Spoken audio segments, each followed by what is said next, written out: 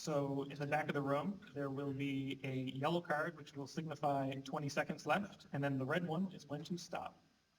So with that said, I will go in the order, starting first will be Philip, Brendan, Todd, Greg, and Blair, and then back the other way afterwards.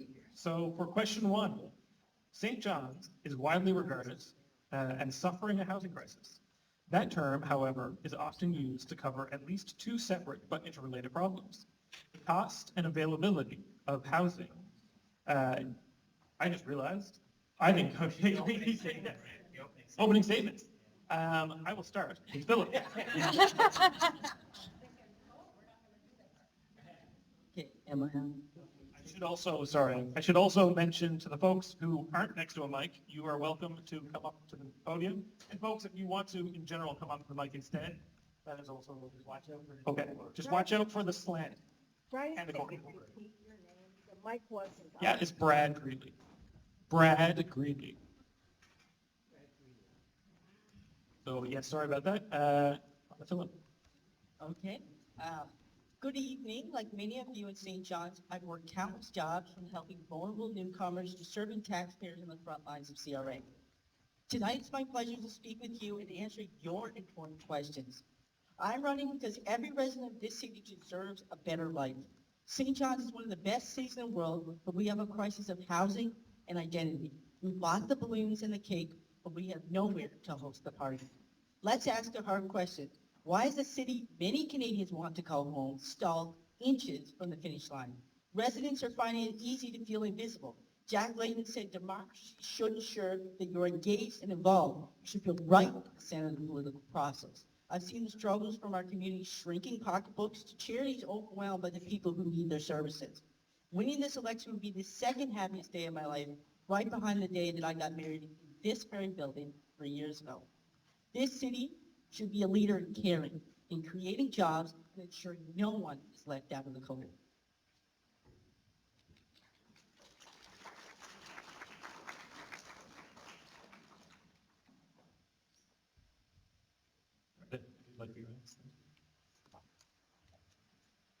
Thanks, Philip. And everyone. So, my name is Brenda Halley. So happy to be here tonight. Can everybody hear me? No? You're close to Mike. Okay, sorry. So my name is Brenda Halley, and I'm really happy to be here tonight. And I'm really excited to be running in Ward 2. It's something that I decided that I was really worried about the lack of safety in my area, and not just in Ward 2, but specifically in Ward 2.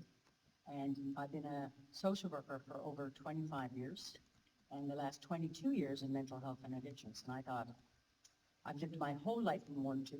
I'm raising my own 3 children with my partner in Ward 2, which I'm really honored to be able to do. And with my years of social work, over 25 years, and other things before that, you know, I've worked with individuals, governments at all levels, in very complex situations. And I'm a doer. I'm very responsive. My friends describe me as a dog with a bone. But I take that as a compliment. I like to get things done. I'm energetic. I enjoy talking to people. And I have energy for this job. 4 weeks ago, I retired from my job with Eastern Health as a social worker because I felt that this board needs full attention. And I intend to give it all of my attention and all the skills that I can bring. I think social work has very transferable skills. You know, all these issues in our ward are incredible and to me, and communication, working together to get the job done is really how I go about, you know, how I want to go about it. Teamwork is more to what I want to do. I think that the current folk at City Hall. Sorry, Brenda, I'm going to have to cut you off there. So, yeah, no worries. Long-winded. Yeah. Get used to it, guys. I'll be faster next time. Todd, would you like to come up here or grab the mic down there? What's that, Todd? I said, oh, I'd sit on your shoulder and use the microphone over there, or come up, easier to come up here. Thanks, guys. So I'm Todd Perrin, for those of you who don't know me. I've been living and working in downtown since I moved back to Newfoundland in 1999. So I actually used to live at 29 Barron Road, so I'm very familiar with the Lantern, particularly the parking lot. But yeah, I'm very excited to have my name on the ballot this time around. You know, I think to echo some of the commentary that Brenda gave. I mean, clearly it's a very important election in the city. There's a lot going on in St. John's, a lot of issues that St. John's is facing acutely that it hasn't faced before. And I think that there's a lot of work that needs to be done, and I think that we need a group of serious people who are ready to do serious work and not just lip service. You know, everybody talks about accountability in politics. You know, those of you who live and work in the real world, as most of us do, realize that accountability has become very much top of game, top of mind for small business people, operators of all types of businesses and work. And unfortunately, at the political level, we see that as less and less accountability, less and less answerability. So I'm someone who's used to answering questions about what I'm doing and why I'm doing it. And if I get the opportunity to serve you guys and serve the city on council, I'll continue to have that attitude going forward. So thank you so much.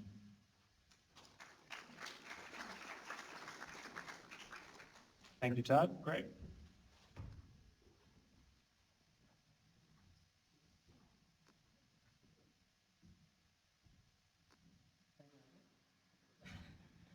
I'm Greg Smith, and I'm running to represent you in your next Ward 2 City Council. I believe that lived experience is something that matters. I believe that having a background with some of the real pressing issues that this city faces is quite important. I was raised in social systems and social housing, and I'm a working class person who rents. The affordability crises, the housing crises, the need to address the social determinants of health, these are things that have really impacted me in my own life. Watching crime in our neighborhoods, watching people fall through the cracks, these are things that I've watched firsthand. For me, I personally believe that we need a city councilor that's going to be responsive, someone that's going to show up, someone that's going to speak up, someone that's going to always bring forth your concerns. I plan to do that at City Hall. I'm truly a person that cares about representing you at City Hall. As some of you know, this is my 4th time on the ballot, and I plan to hopefully next time be the incumbent on the ballot. I really, truly want to address the issues that are at play. We need to reform some of our policies in this city and the way we do business. We need to make sure we revitalize our downtown. We'll talk about that in a little bit. But I truly, at the end of the day, why I'm running is I truly don't believe that politics needs to belong to wealth or status or family connections. It needs to belong to people that care about the communities that they want to serve, people that want to show up, and people that want to speak up for the people that need it most. So I'm glad to be here tonight, and thank you to have the city and the Georgetown Neighborhood Association for hosting us.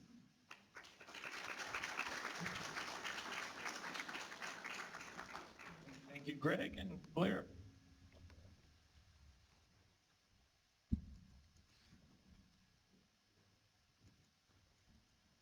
Thanks for coming.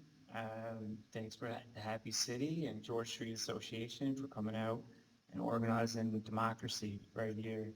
I've after visiting 8,573 homes, and I've after hearing hundreds of people's feedback in the community.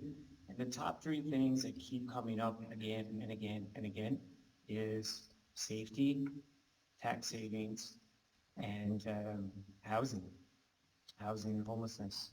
And I'll give you just a brief example of my history. I'm a youth counselor at a treatment center, and I worked with young people to get them back into the school systems.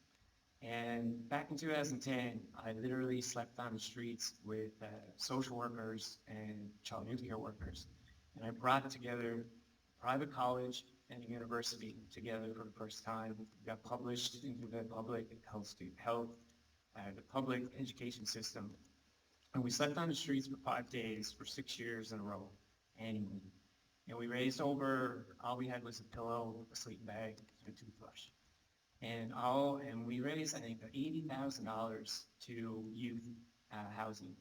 So I have some concrete actions that I have done, along with coaching youth, and volunteering at elderly homes with my dog Bruno, 18 years old, he lived a good life, but I am a person moving forward because I've been at everyone's doorstep. I've literally been there, right there. And I have the experience, I have the knowledge, and the leadership to be your counselor. And I trust that I've done enough to earn your vote. Thank you.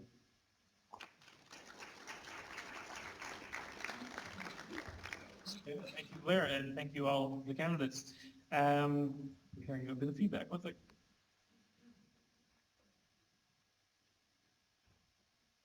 Okay, so now we're actually on question one.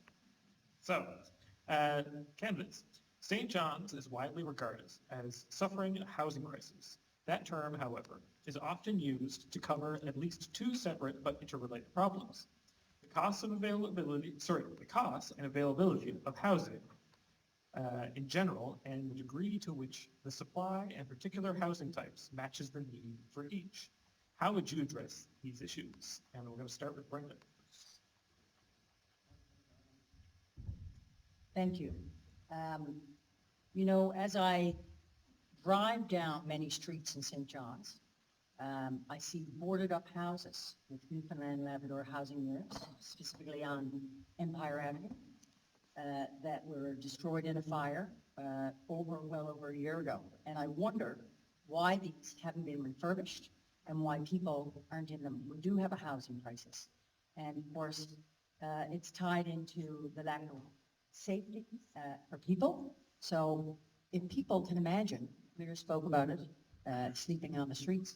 If we didn't have a house to sleep in tonight, for example, if anyone would picture themselves sleeping outside, you would probably use something, drugs, alcohol, whatever, to forget that you had to sleep under a tree and would probably be assaulted during the night. It's really scary. I think that the city needs to be more flexible with zoning rules, and I think that we could have a variety of mixed housing developments, and we should be able to move more quickly on those developments.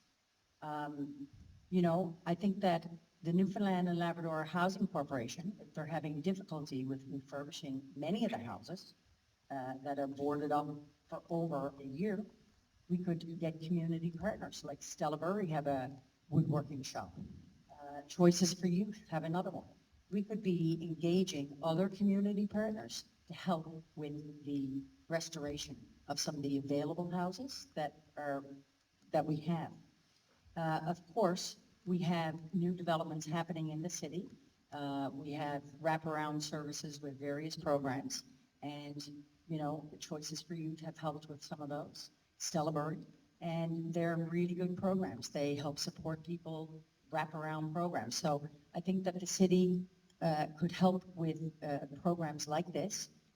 I hear things from door to door from people with, you know. Brenda, I'm going to have to take you off there. I'm sorry. So, same question. But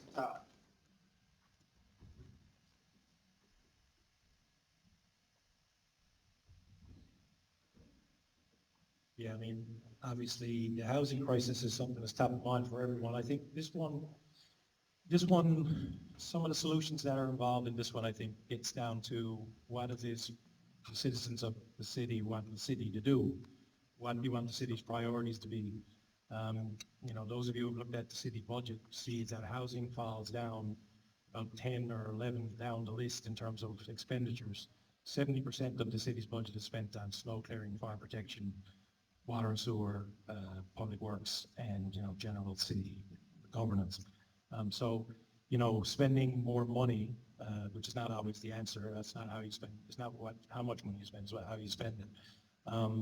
Spending more money is an option. Obviously, the city has, you know, something just under 500 not-for-profit housing units that they maintain and control. If that's an expansion that they would like to see, that would be an option.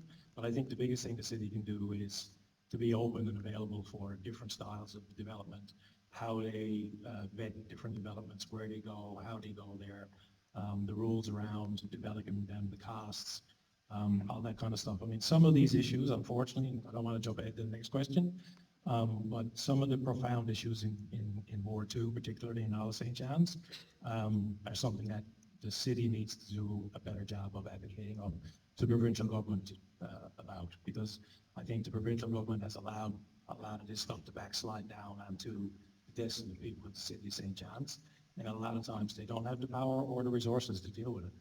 So I think that's a profound one, and I do think more so around mental health addictions, which is an upcoming question, but it's all tying into housing and all, and it's all one part of the messy puzzle right now, unfortunately.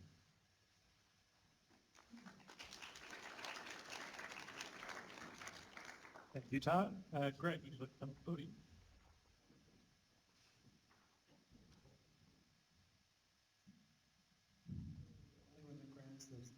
It's like an old mic or something. This one really hits home, honestly, as I kind of in my preface myself there. What I want to say is that housing is a human right. I think it's shameful that other levels of government, people of different political affiliations don't really start with that. Housing is a human right, and I think we need to start there. From the city's perspective, I think that we need to have a housing-first approach. We need to make sure that we have more affordable housing across this whole city. We need to make sure that there's better protections for tenants and work with the provincial government on that. One key one, and I know this is very specific to Ward 2, is short-term rental regulations. We need to look at that. We need to look at what other jurisdictions are doing, success that they're having there, how we can get more homes actually rented, and for a long period of time where people can actually stay in them. And kind of the last one here on this is that, there's two I got there, but the city isn't really prioritizing doing more affordable housing from conversations that I've had. They're not looking at doing that. They're going to leave them more in the hands of the provincial government. So the city stock, they're not looking to expand, but we do have very select areas left that we could use for some more. And I think that we need to work better with our provincial counterparts to get that land used as affordable housing. And the final one that I got is about how quick it takes to get approved. All housing will bring down the cost in general. I would love to see more apartment buildings. I would love to see higher density in the city areas that it makes sense and it doesn't interrupt the heritage of the neighborhood. But we need to move quicker. It shouldn't take 2 or 3 years to get something approved in this city. It's stopping tax dollars, it's stopping investment, and it's also stopping places for people to live. So we need to look there first as how I do it. I'm counting down to 20 seconds. I think that's close. Thank you. Thank you,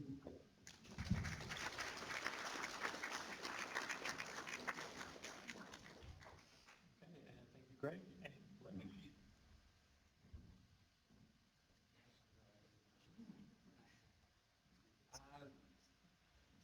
We keep on, we've mentioned, I think, everyone here has kind of mentioned the city. We're Ward 2. So Ward 2, there's this phenomenon called NIMBY, not in my backyard. I'm sure everyone's heard about it. However, Ward 2 has a huge heart.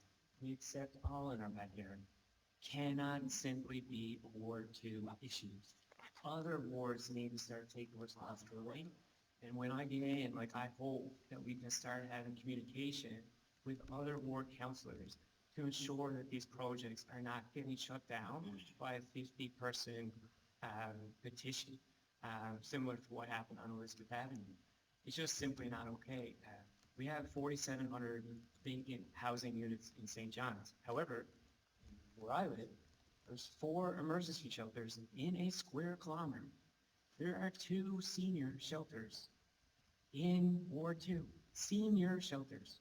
We're supposed to be taking care of our seniors and rewarding them for the contributions that they've given in our life, not housing them in shelters. Just simply not okay. And when did we get into the business of profiting on human suffering? The amount of money that's put into shelters into our city to simply manage housing and to not invest into our people, we need to get into a business of investing that into our people so that they can have a quality of life. Thanks.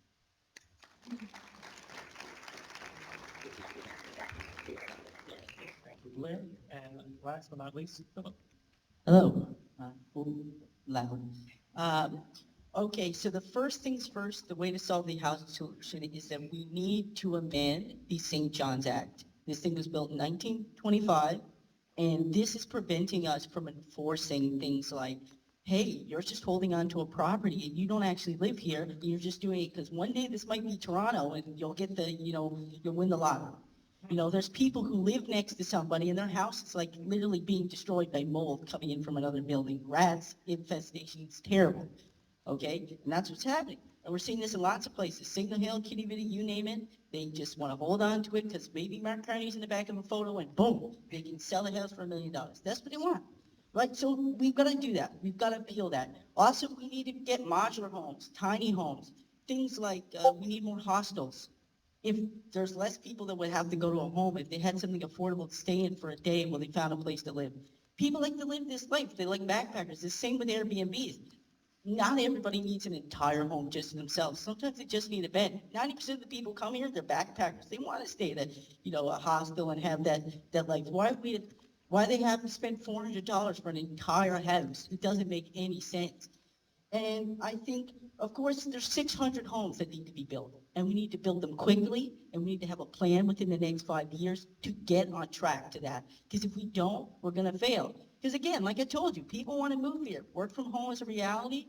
We have a chance to make this place be $1 million in 10 years if we wanted to. It's not that people don't want to stay here. I've got lots of friends that had to move. It's not that they don't love it here.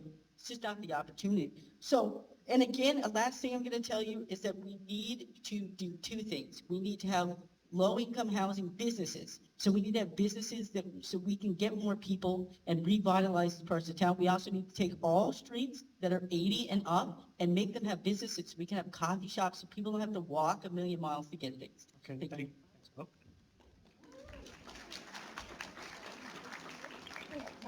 That's it for question one. Now we're on question two. So, the work of agencies like the Gathering Place, Stella Circle, is widely supported within Ward 2, but there are growing concerns about the negative impact of client congestion on surrounding neighborhoods and adjacent public spaces, including public drug use and safety issues. Many feel the organizations have overlooked community consultation and lack of social contract with clear strategies for safety, public health, and shared space. What specific steps would you take to address the concerns and improve conditions for both clients and the surrounding community?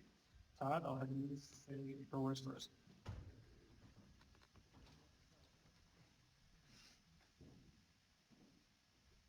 Thanks. Yeah, so I'm a firm believer on this one, as I alluded to in my answer for the last question, that this is where the city really needs to advocate up to the provincial government. I honestly feel, and I've been in a bunch of downtown safety committee meetings and other meetings and met with the folks down at Thrive, the folks at the Gathering Place. And, part of the challenge that they have in terms of the impact on this neighborhood in particular is that, they're just getting overwhelmed with the growing problem. They have 100 people show up 1 month, the next month they have 200, month after that they have 300. So they're constantly chasing their tail, trying to deal with the issues that are showing up with the people that are showing up at the door. And the province really has, as far as I'm concerned, changed their strategy about how these folks are to be cared for and looked after. They went away from a model that was more institutional, where they were connected to the Waterford Hospital, connected to the healthcare system in a more direct way. Community care, a lot of stuff that used to happen doesn't happen anymore the way it used to. And these folks need someone to look after them. They don't just need a place to live. They need someone to look after them, to care for them, to make sure that they're taking the medication, to make sure that they're getting to their appointments, because these folks are profoundly ill. The city has a role to play, for certain. But to lay mental health and addiction care of the hundreds of people that are on the streets and around the streets and ill-homed and under-homed in St. John's right now is really a provincial issue. And unfortunately, the province and the city have not had a good relationship for the last number of years. Everyone I talk to anecdotally and otherwise says that for a lot of reasons. Some of it is political, unfortunately. But this is something where not only the city and then the politicians at the city, but the community at large need to hold feet to the fire of the provincial government. This is their responsibility to look after this. We spend $4 billion a year on healthcare in this province, and we have the worst outcomes of anywhere in Canada, and that should change.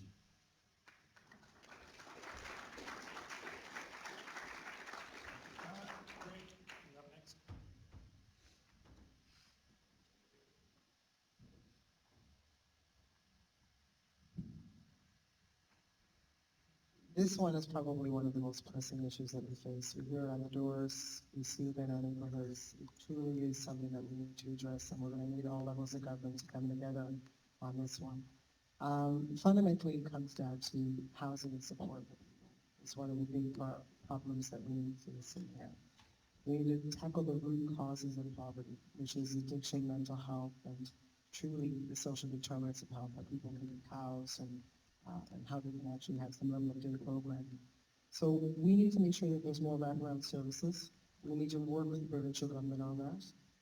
We need to have greater investment from them on that.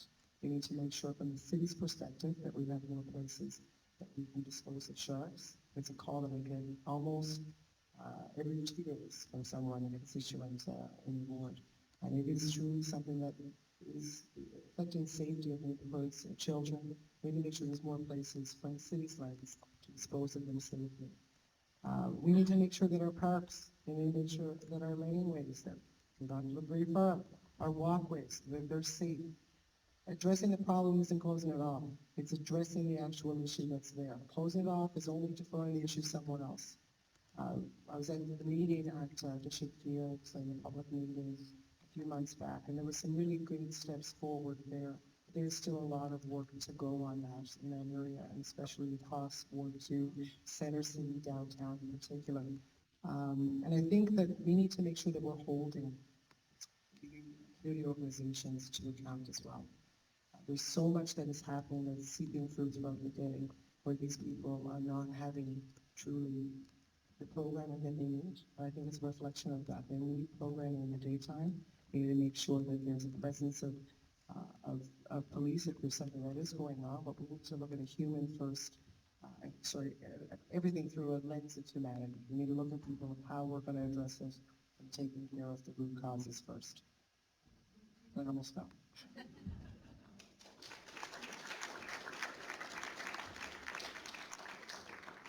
Thanks, Greg. Next up, Blair.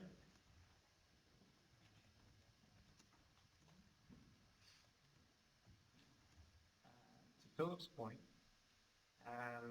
that was an amazing point. We talked about building communities with businesses, with social institutions, with resources in the community. So I live on Patrick Street. I have a youth shelter across the street from me. I have a senior shelter across the street. I have a private school up the street. I have 750,000 odd houses up towards $1 million. I have 200,000 houses in the area. I have social housing. I have a spa and monastery. I have businesses on the bottom of the street. That's how you build communities, and not just in Ward 2. I'm in all ones. We're like in the process, like I had said, managing homelessness, but we're not doing anything in it. And some would say, we're not doing a very good job at managing. As Greg just said about needles and parks.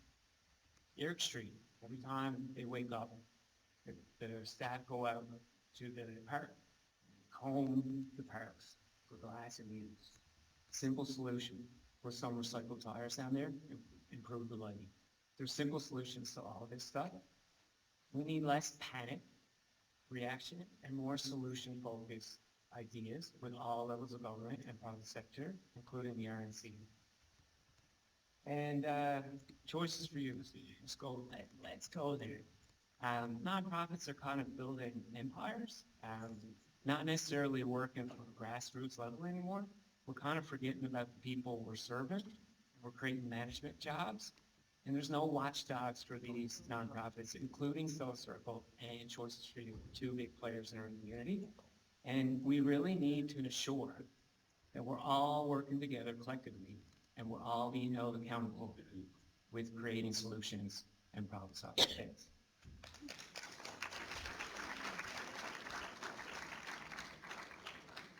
can't build a community on a hill, a very steep hill. I live on Patrick Street myself. So Phyllis, you're up next. Okay. So, I guess what I'll start with here is, we need to work with charities. I spoke with a lot of people in the industry to prepare for tonight, and throughout the past weeks. And basically what we need to work is on a bottom-up process. So we need to see what they need, what the resources they need, and then try to cut away the red tape to try and get the funding they need faster. The problem is people have all these ideas. I can tell you right now, we have the solution. It's right here. It's 65 pages called End Homelessness. They've done all the research. They tell you how to end the homelessness. But guess what? It needs to go into action. That's what needs to happen. And in order to do that, it can't take 4 years to get funding. But we've also got to have increased accountability. Of course, if you're going to have more money, you got to have more accountability. Of course, that's very important. We can only do that through things like shared resources, shared networks, so that charities aren't double dipping on the same people that they're working with, so that we can try and make sure we can reach the maximum amount of people that we need. I also want to start a volunteer network of people that will outreach to people on the street. Sometimes people just need somebody to say, hey, you deserve to live. Some people just don't know that. They've never been told that in their life. Somebody has to go, your life matters. That's how we end homelessness, is by telling people that their life matters. Thank you.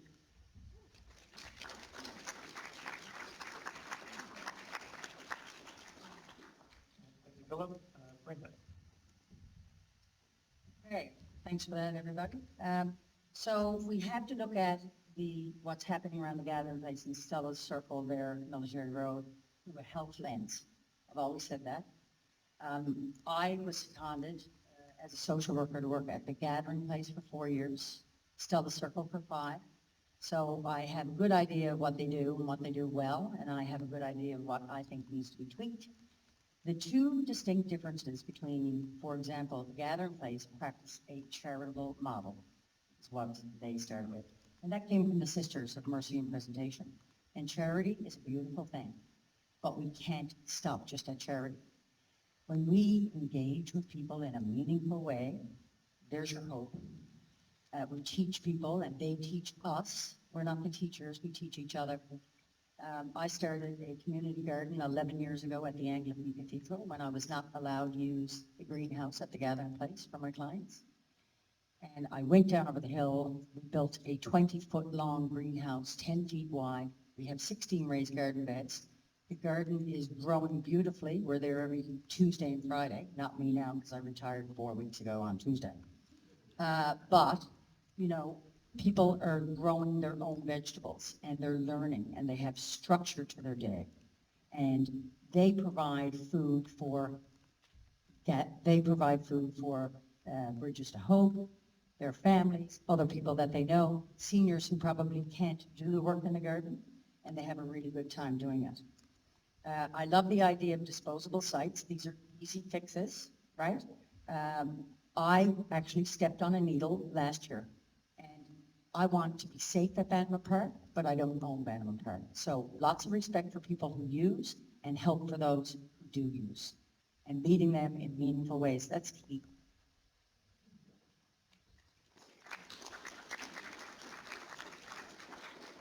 Sorry, I didn't want to go over time that time. Thank you, Brenda. Now we're on through question 3. Okay, so Ward 2 is home to many of St. John's most iconic heritage buildings, streetscapes, and public spaces, and pathways. So these all contribute to our cultural identity and tourism economy. Yet in recent years, we've seen irreplaceable structures and areas lost to neglect, redevelopment, and fire. What strategies would you implement to proactively protect and maintain these assets? And how would you balance heritage preservation with the needs for urban growth? And Blair, we'll start with you.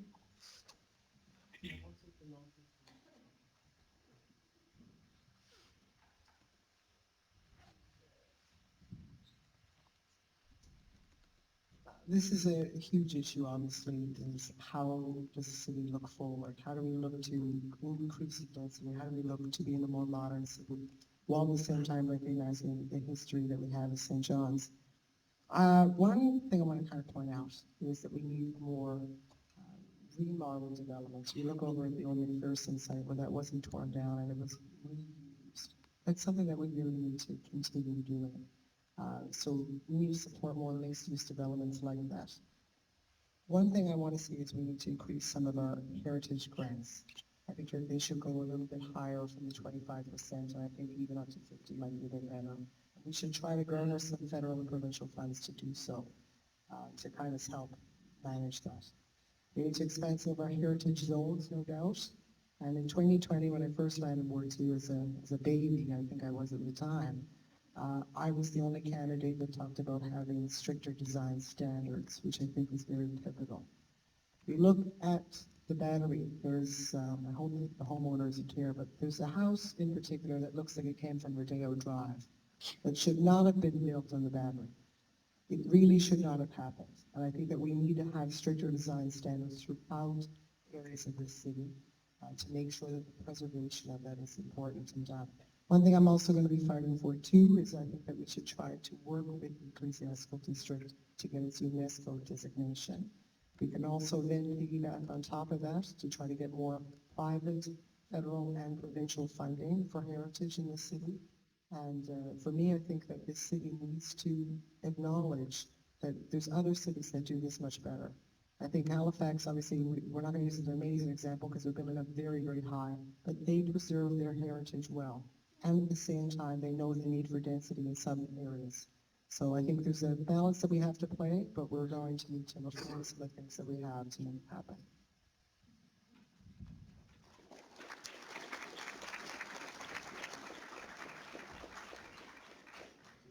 On to Blair.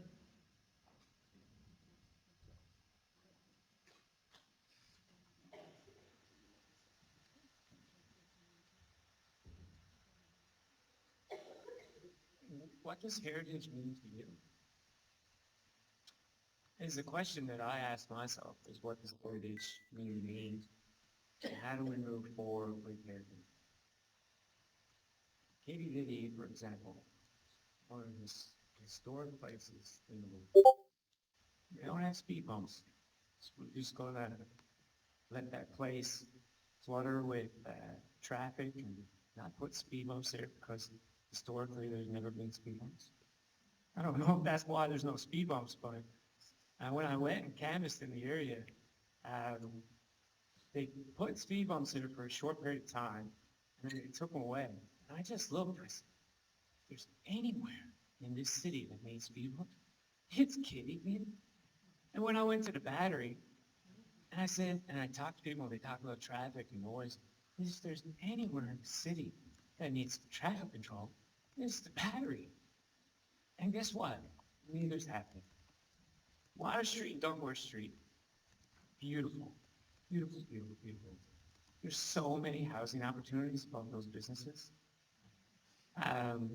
If we can revitalize those two streets right there, let's start there. And we build housing on top of these storefronts. And then the people in that housing use the businesses on Water Street and Dunmore Street. How do we bring people back? It's, I think it's a question we really do have to ask ourselves is how we move forward. Or we just going to continue to go through the Heritage Committee and ensure that they make the right decisions for us? How do we get our voices involved? How? Well, when the councillor is elected, please call them and please let them know your concerns. Because that CBC building, something's got to be done with it.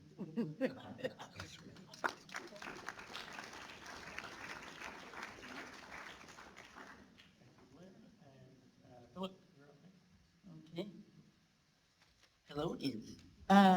So first thing I'm going to say is that in the Battery, there should be no bed and breakfasts. There shouldn't be anything that has like 6 bedrooms, 6 floors, anything like that. I mean, it's a fire hazard. We see what happened down in Kitty Vinny. You couldn't get fire services down. We lost historic, stuff we'll never get back. Okay? This is a ticking time bomb. We also need to create shuttle services for things like the Battery. How about nobody allowed to park their car unless you live there at all? Because it's not even wide enough for the people who live there, let alone anybody who's tourists. I mean, why do we keep pushing people towards places where there's nowhere for them to fit? It doesn't make any sense. And the biggest problem is that there's two sets of rules, one for everybody else, one for rich people. They'll, up there, they'll have bed and breakfasts and things like that, and they got all this money, and they'll say you can do whatever you want, but if somebody wants to put a deck or paint their house, oh no, we have objections. You can't do that. I mean, I've even seen that situation in your backyard, because I know you live in Georgestown, and I see the signs. I know where you are, and you can attest to this. That there's a bed and breakfast there that they basically made them cut their driveway to put a lawn in there, and it looks horrible. It does nothing like to preserve anything. It wasn't even something that was supposed to be there in the first place. Like there's just insane rules that they're forcing on people. And I I should say Airbnbs. Airbnbs, like, they should only be in places zoned for businesses. Like, they're a business. Why are we allowing people to do them in streets where they're not zoned for businesses?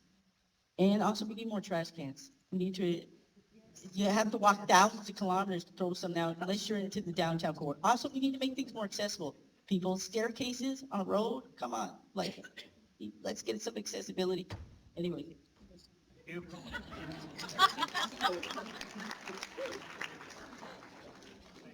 On to Brenda. Okay, everyone benefits from preserving our built heritage, right? Tourism, business owners, and residents. People expect to come here, our gateway downtown. People expect to come to this beautiful city, whether they're walking the beautiful Water Street, one of the oldest streets in North America, or going out, to Cape Spear, the most easterly point in North America. They're expected to see something, right? So we need to have different regulations, I think, with the city. So, for example, we all know that siding and clapboard, the difference is astronomical, really. My own story, I do live in Georgetown, thank you, Philip. And I'll come back for tea later, maybe, I don't know. But I renovated my house, and it cost me a lot more because I wanted to bring my house, which has a beautiful history, back to its former glory. So I spent that extra money with clapboard and beautiful windows. And when the guy was doing the reno, when he gave me the bill, he said, "You're going to look at your house, and it's going to look the exact same." And I went, "What? With all this money spent?" And he said, "That's exactly what you want."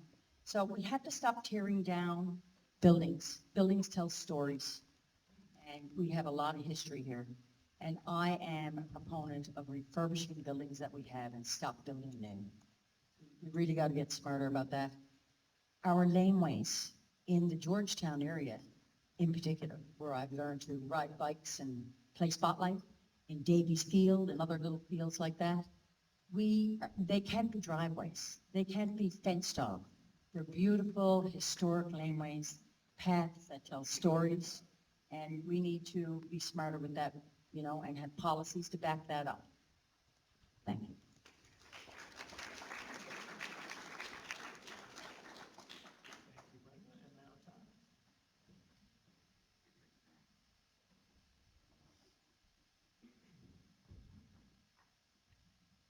So again, like most of the issues we're talking about tonight, this one could be quite complicated because as many people as are here tonight, probably there's that many opinions on what heritage is and what should be saved and what shouldn't be saved. But no doubt we live in a historic old city, and it deserves to be preserved as best we can. But it also has to be done in a pragmatic way as well. And certainly the city has a role in making the refurbishment of heritage structures and older buildings easier.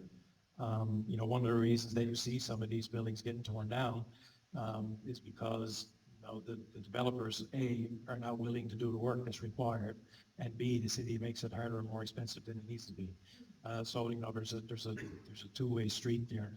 When I started working at Ballard Cottage, 15 years ago, I had a conversation with a guy who said, buildings like these, the most important thing they need is a willing owner. Because the city is not going to necessarily preserve it on its own.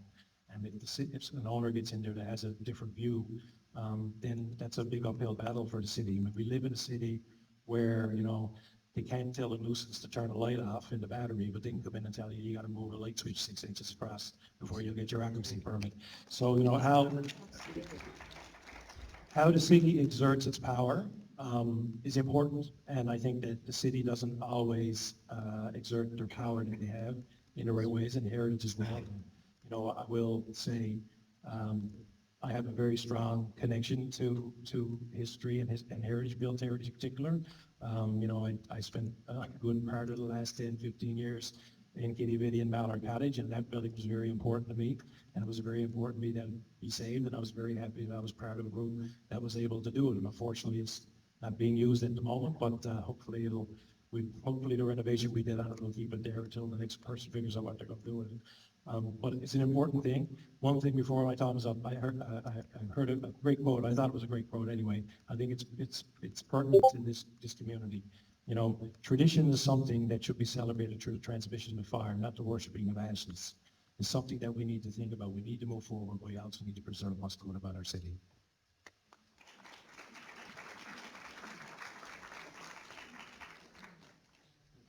Thank you. That's all for question 4, and I let that go because that was a quote, so I will let a quote go. So, I know. That was question 3. Okay, on to question 4. Okay, so, linked to the previous question, downtown St. John's, the heart of Ward 2, is rich in history and character, but has faced increasing challenges, vacant buildings, visible decay, graffiti, and social issues. What is your vision for revitalizing downtown, and what immediate and long-term actions would you take to restore vibrancy, support local business, and ensure it remains a welcoming space for all? We're going to start with Blair.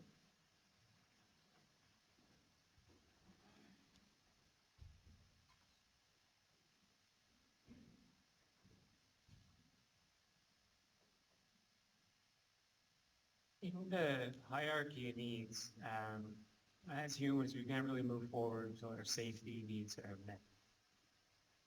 Safety in downtown is a pressing issue. So how can we revitalize downtown when people don't feel safe walking to and from their cars?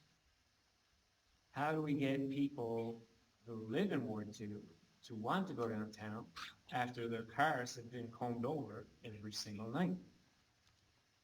How do we get people to want to come downtown when there's the option of Mount Pearl or St. Mary Drive or Galway?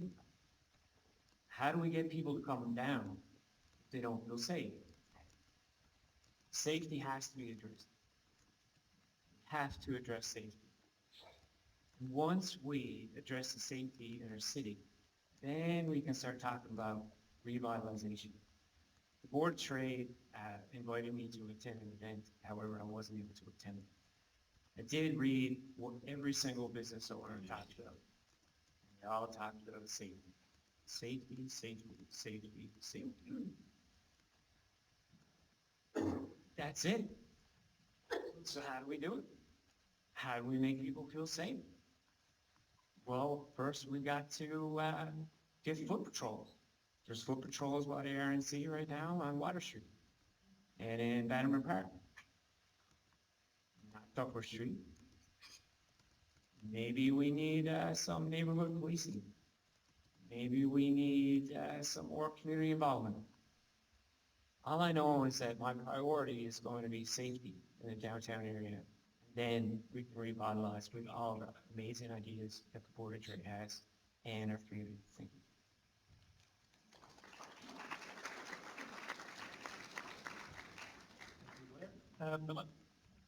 Okay. So I guess for me, the biggest way to revitalize downtown is that everybody needs to become accountable. We don't have neighborhood watches like we used to. People stop caring. We need to look out for each other, right? This is our neighborhood. These are our people. I mean, when do people start getting afraid of trying to like call somebody to get help? You know, my street, I live in Rabbitown, okay? And most of the places, streets around me are pretty dangerous, but my street's not. Why? Because people care. Because if they see something, they call someone. They report it.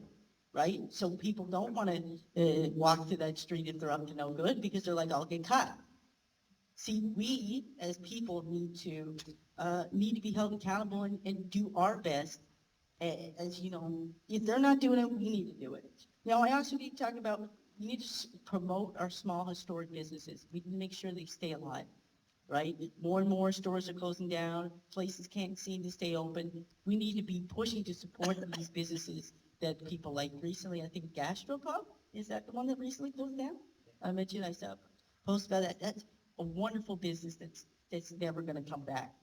You know, we've lost lots, especially during the pandemic. Also, all the buildings should fit in with the style of downtown.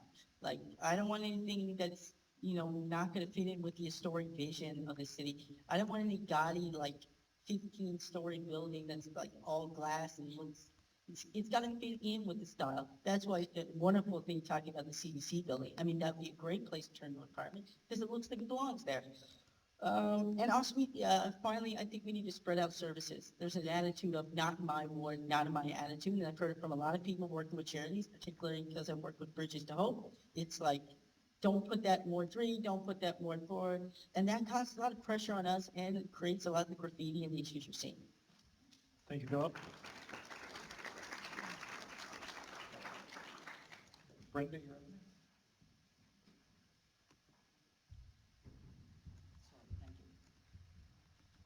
Okay, so vacant buildings, nobody wins with vacant buildings.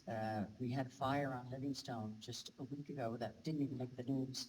Vacant buildings, we have squatters that hang out there, and then just last week, one of the buildings on Livingstone was set fire to, and it didn't make the news. I heard about it on Paddy Daily and went down right away.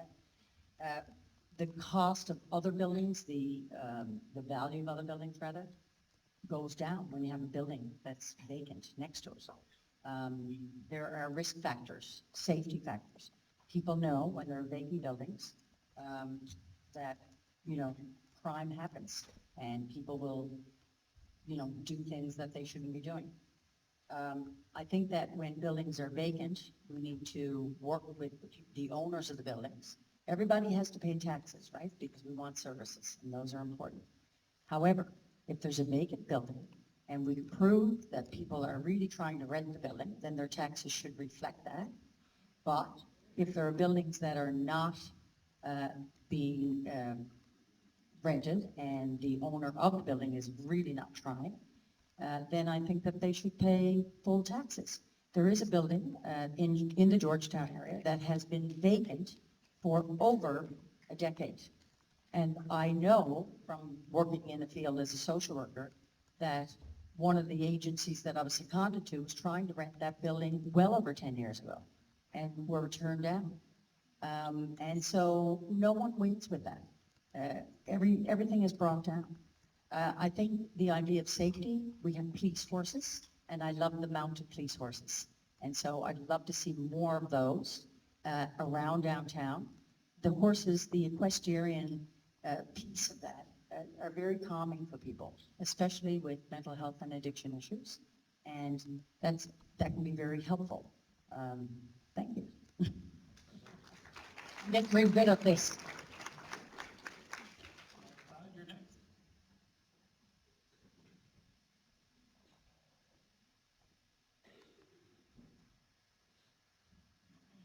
Yeah, so obviously revitalization of the downtown core is, highly important for a bunch of reasons. I mean, as you said, it's the heart of Ward 2. I argue it's the heart of Newfoundland and Labrador, downtown St. John's, especially if you look at, the tourism campaigns and all of the things we hang our head on. Downtown is the jewel in the crown, not only for St. John's, but for the whole province.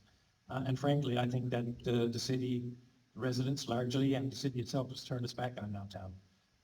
It's not considered important, it's not considered a priority, and it's being allowed to slip as it is. Part of the safety issue, which no one can deny is an issue, perception and reality maybe not exactly equal. There's a certain perception of how dangerous it is downtown. I'm not suggesting there's not some dangers downtown, but maybe not quite as bad as folks who don't live and work around downtown think it is. And it's a bit chicken and egg, but one way to make downtown safer is to make it more successful. If downtown was more successful, if we had more open storefronts, if we had more operating businesses, more vibrancy, more people, you would see some of these safety concerns, come to pass in a bit of a different way. So, I think there's a lot to be done there. I mean, the city needs to get involved. Certainly, absentee landlords, vacant buildings are being allowed to sit there for months and years with no hope of, seeing the light of day. Certainly, somewhere the city should get involved. Again, back to the city exerting its power. Just accepting that some guy from Toronto owns 5 buildings and he's not doing anything with them, that shouldn't fly, and there should be a way that we can deal with that. And there probably is, again, in the need to be amended City of St. John's Act. But I think that the downtown core is something that the province banks on. Again, for the tourism industry, $1.5 billion tourist industry. I, for one, believe that tourism is the greatest sustainable future business that this province has. So if we don't fix downtown, and that's going to put a large employer and industry at risk.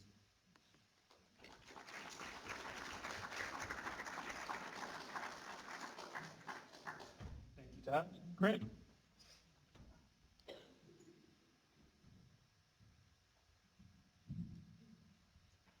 Okay, first and foremost, we need to end the vacancy subsidy.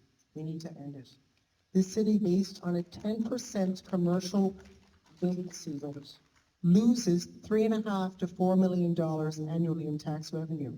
We have the highest subsidy nationwide that you can find that subsidizes commercial vacant properties. The stipulation, sign in the window that just says it's for lease or for rent. It doesn't have to be accessible. It doesn't have to be market rate. It doesn't have to be energy efficient.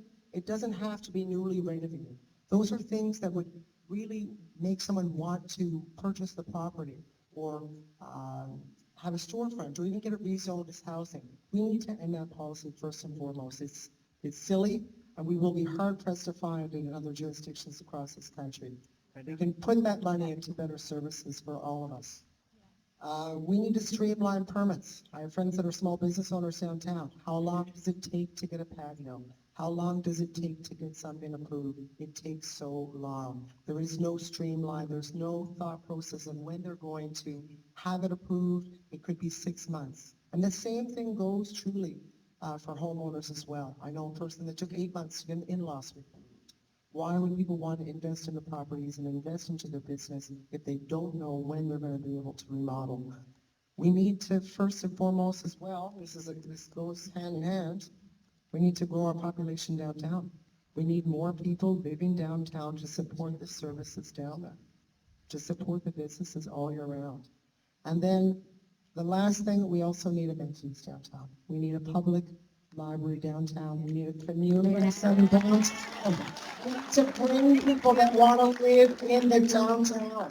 We don't have that. And we need other levels of government to work with us to get that funding. These are a couple ideas. I got more. I only got 2 minutes and I'm done. But we need to change our downtown core and make it something that people want to live, work, and stay in. And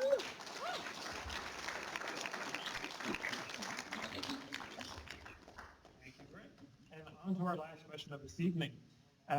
So a modern, inclusive city must ensure safe and accessible transportation for all, whether on foot, bike, bus, or car. What are your top priorities for improving mobility in Ward 2, and how would you invest in infrastructure and policy to support active transportation, public transit, and accessibility for people of all abilities? And we'll start with Philip. Okay, what do you want to start? Calculated. Well, one of the things that I want to do is, first of all, with the biggest problem with public transportation is that if you cannot plan ahead, especially if you're taking the bus, we need screens that tell us when it's going to arrive, if there's a delay, so people don't have to call, get text message, or look something up on their phone. They can just look, see it, like they do in subways, like New York City, you know what I mean? Like say, you're not going to make it to work on time, plan ahead, you can get a taxi. I also think about the transportation in the city. We have an Uber problem. Let's be honest. Uber's a slave wage. It's driving a lot of our cab companies out of business. And eventually, big tech companies, they go bankrupt all the time. Guess what happens? All the cab companies gone. Uber goes bankrupt. Guess what happens? We've got no cab system in our city. So we need to protect these cab companies that have been around for a while, to make sure that, I mean, if we're going to be elbows up about like, yay Canada, we can't be supporting an American company that's basically forcing people to literally work for like pennies. And I also think that we need to have separate bus lanes so that we can get places faster. I also think that we need to have more bus stops so people don't have to walk thousands of kilometers to like get to a stop. And of course, I guess the biggest thing is we do need more buses, more people are using it. And of course, going back to the thing with the businesses, if people have to go 1,000 miles. They have to go to Mount Pearl to find work because they can't find stuff in the city. They have to go all the way around. If we create more job opportunities in the city, people have to use the transportation line. The solution should not be to have a million people in gas guzzling machines. It should be creating a solution so that we don't have to have people, burning greenhouse emissions.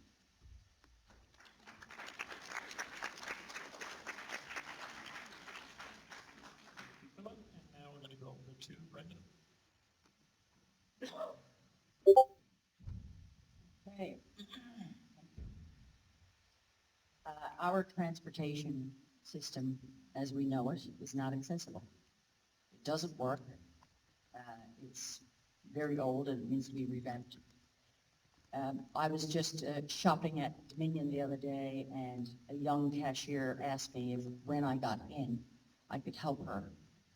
And when I asked why, she said that she lived rather in Shea Heights. The bus system doesn't go to Shea Heights on Sundays at all, and doesn't go past 6 o'clock in Shea Heights. The buses are not accessible. A short while ago, my friend and I were discussing that there was a mother who had a child in a wheelchair, and the bus driver had to turn them away. They couldn't get the child onto the bus with a wheelchair. We've lost our bus shelters. Many of them are gone. Now, one of the reasons we were told that they were taken down by City Hall was because there was excessive drug use and people were being sexually assaulted in them. So there we go with the police patrol and the horses again. I think that we can do better. We have bike lanes.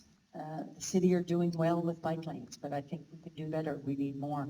Every time my partner goes to, well, you can see my biking shirt here that I'm wearing for tonight. I'm a family of 5 and we bike. But when if one of us drives, one of us bikes. My kids use the bus all the time. They love it. Gets them all around the city because I can't take them all around the city. But the bike lanes that I was talking about are great, but they're not everywhere. And this city, the drivers in the city really go fast. And you take your life in your own hands. So when my partner bikes to work every single morning for the last 18 years, I always say, can you call when you get there? Because I always wonder if she'll arrive alive. Thank you.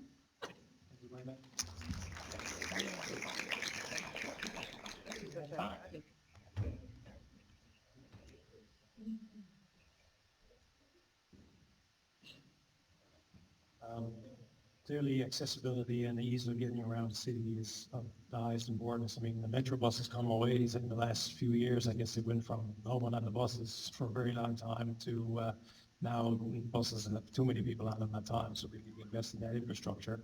To Brenda's point, which is a good one, I've heard a lot of the same things from folks that work with us. You know, the buses kind of run on their schedule that's convenient for the buses and not for when people need to be on a bus. So, you know, I think it's like taking the customer into consideration in terms of who's riding and where they're going, when they need to be there, is something that, you know, that service should be. I mean, it is after all service to the people of the city, so not just something that the city runs the way that they want to run it. So it is something I think that needs to be considered. Also, you know, on the whole transportation piece, I think that the city's just become way too focused on cars. You know, like we talk about cars and parking, I mean, we talk about housing and development and all that kind of stuff. I mean, how many places have been turned down in the city because they got 3 parking spots, too few. We're so focused on the number of cars that need to be piled up in front of a building, to the detriment of the growth and, you know, better accessibility to places for people to live. So, you know, like that whole piece of it is something that needs to be considered. But obviously you can't start restricting cars and having development without parking or less parking if we don't have alternatives and other ways for people to travel. The biking issue is a good one, be more bike lanes and accessibility of bikes and ease around the city is important. It's a tough city for biking, obviously. It's hilly, it's the road system, it's not built for that. There's a lot of infrastructure changes that have to be made.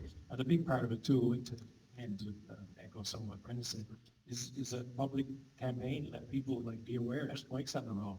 And people drive around town and are very oblivious to bikers and walkers and everything else. So, too many cars on too small roads, too poor infrastructures, or more focus needs to be placed on making that whole way we do things better.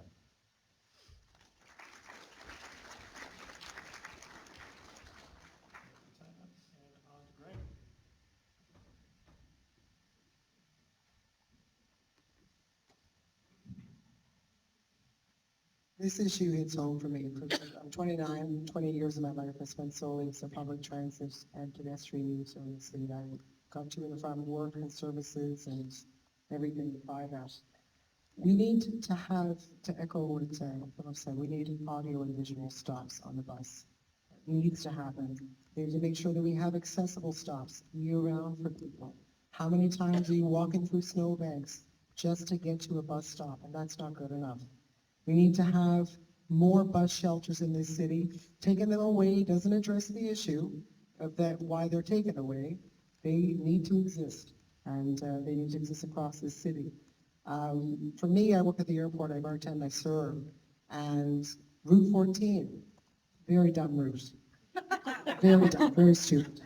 It tries to encompass an airport route for metropolitan and also tries to encompass residential. It's doing both horribly, and I've been late to work many, many times. We need to have a route that goes to the airport that is express, that goes from the downtown core to the Avalon Mall, to Fun Center, and straight on to the airport. We also need to have more routes in the city. We need more buses. Yes. Fundamentally, we also need some routes that not just address the issue of frequency. That is an issue, and it's a huge one. But capacity is an issue. 3 times in the rain or the snow, I was told if you can fit in till the next stop, get on. If not, what am I forced to do? Wait for the next bus in a half hour? No. We need some accordion buses like Halifax had 30 years ago on certain routes that make sense geographically, so we can address the issue of capacity. When it comes to transit on a greater scheme outside of Ward 2, we need to work on, only got 20 seconds, goodness. We need to work better with other members of the Metropolitan so they can come on board and invest more. We need snow clearing year-round for sidewalks. We need to invest more. It is paramount, and we need to invest more into making sure that bike lanes, you can wheel and you can walk safely year-round, because being able to get through your neighborhood should be a human right. Yes. Yes. Woo.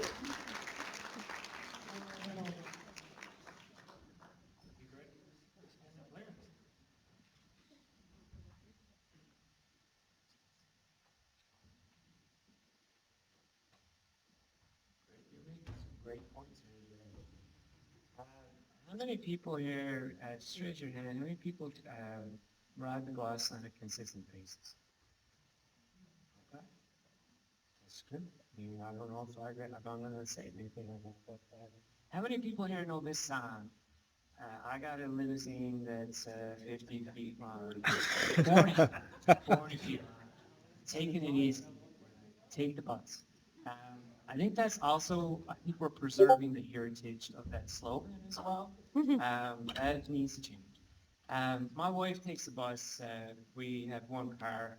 We're modest living, but 2 cars and 2 car payments, you're looking at $6,000 to $10,000 extra a year, or $2,250 a month. So she walks about 15 minutes to get to her bus route. She works in line. And rain, snow, or shine, she walks there because I take the car. However, I drive the Paradise. I would love to be able to take the public transportation to Paradise. However, we need municipal partnerships. We don't have them. St. John's recently went to CVS to help out with the infrastructure there. And I don't know if you know about that highway that was built there by Mount Pearl Square. It was never developed. The city built it. Mount Pearl didn't cheat.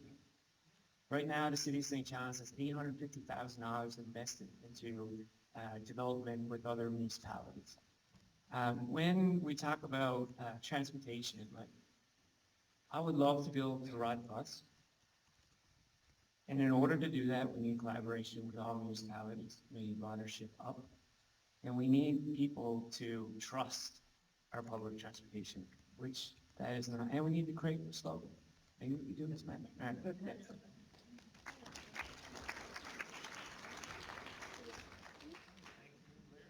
that was all for our questions this evening, but now we're going to go over for closing remarks. And forget everything you know about the order. I'm just going to make it up as we go. So Todd, you're up first.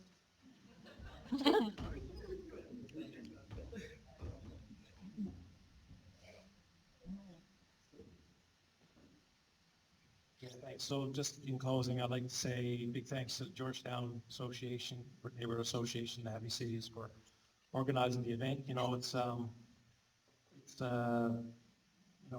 being in politics is not really something that excites me very much. I'm very political. I don't like politics very much at all. But I do like doing things that make my city, my town, my place better. And it's something that, the reason that I decided to put my name forward and be on the ballot is to try to bring my energy and my thoughts and my perspective to what happens down at City Hall. And whether I win the election or whether I don't, that's not going to change. So I'm looking forward to being part of a bright future for St. John's, win or lose. And either way, I think you're going to end up with a good representative in the ward, because I got some good folks here tonight. So thank you all for coming out, and good luck.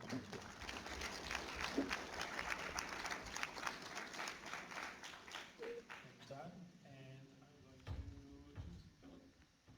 Oh, you're gonna pick on me next. Okay. I want to thank every one of the people on the stage for being as passionate as me about Ward 2. I know we seem a little bit crazy, I'm fired up. I hope my view of St. John's future is something you can believe in. The best thing about this ward is that we care, and we care deeply. Look at all the people who showed up. I hope you never lose that. Thanks.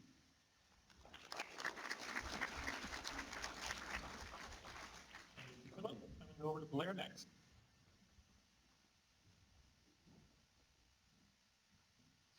Yeah, everyone has a lot of passion in it. So, bye. Very thanks.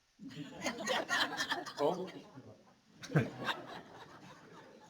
just want to talk just a little bit about the point that Brenda had said. In the heritage is about not tearing down buildings, but at the same time, we talked about another point. We have squatters in those buildings, and they're invested. And so we really got to consider, like, with these buildings that are vacant. One person said in a big square, and I was talking to the mayor of Big Square, the mayor of Ball Street. There's mayors on all these little streets. But what they had said, I'm not saying that I support this, I said, tear it down, do something with it. Another point, that's not my point of view, but that is what some people are thinking. And then when Greg was talking about Bishop People, yeah, it's an issue. I think the teachers were volunteering to, comb the area for needles and such. I think the solution was to build a fence. And I think now children in the area aren't able to go to the park there. So is that the solution? Fences? Basically, the common theme in our community is safety, tax savings, housing bonuses. We cannot solve one by ignoring the other. It just simply can't happen. My platform is created not to get elected, but it's created to be implemented when I get elected. And I hope for me. This is my promise to keep, as I will stay focused on the needs of the Ward 2 residents, and I will not get politically distracted. Thank you for coming out. Appreciate it. And I would love to finish the song on the Metro Bus House. Thank you, Blair. And Brenda, I'll have you go next. That's a great song. That's going to be in my head. So my three topics for tonight. First of all, I'd like to thank the association for hosting this. It's great to come together and have great discussion and see so many people out. Georgetown and the surrounding areas are really progressive, and we all have great energy, and we all really want the best for our city. So whoever wins, I think that St. John's is going to be lucky. What I'd like to say is that, my three platforms all along, going house to house, safety was paramount for me with my three kids, and walking on the needle myself just last year, and safety for the folks that use as well. Looking at this through a humane and health lens, and that's what I've done for 25 years of my work. And I think that we can do better for people than see people passed out in green spaces and hungry and lonely and just alone. Affordability, I think that's pretty costly to live here. And of course, the environment. And I'll finish with close and near and dear to my heart with the environment. I'd like to leave this place better than I found it. I'm a very big proponent of the environment and always have been. We need to protect our wetlands, our green spaces, our trees, the canopies that they provide us, and encourage all people to make those choices. Even though it's not easy sometimes, it makes more work, to rinse those containers or not have them at all, and, have containers like this. For example, our kids and our grandchildren have this place to inherit when we're not here anymore. And how are we going to leave it for them? Right? We've had tragedy and fires in the North Shore. Many of my friends and family have had houses out there. Sorry, I'm done. She means it. Anyway, the environment. Thank you, Brenda. And Brenda.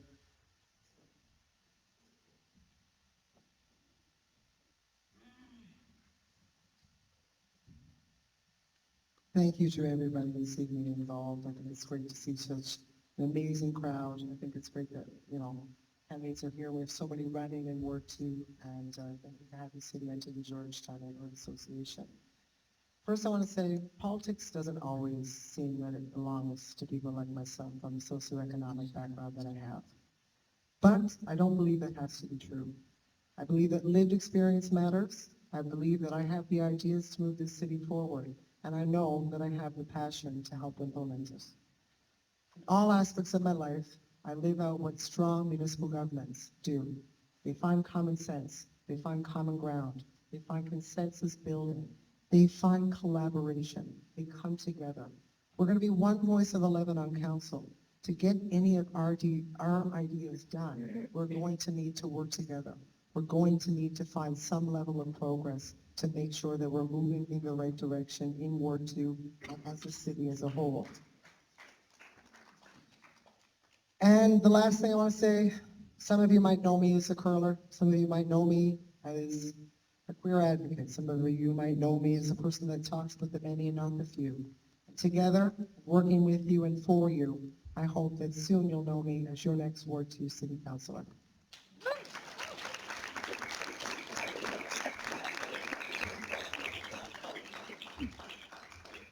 Greg. So I just wanted to close with a few remarks. I'm sure the Georgetown Association would also like to do the same thing, but I will make the last few things for myself.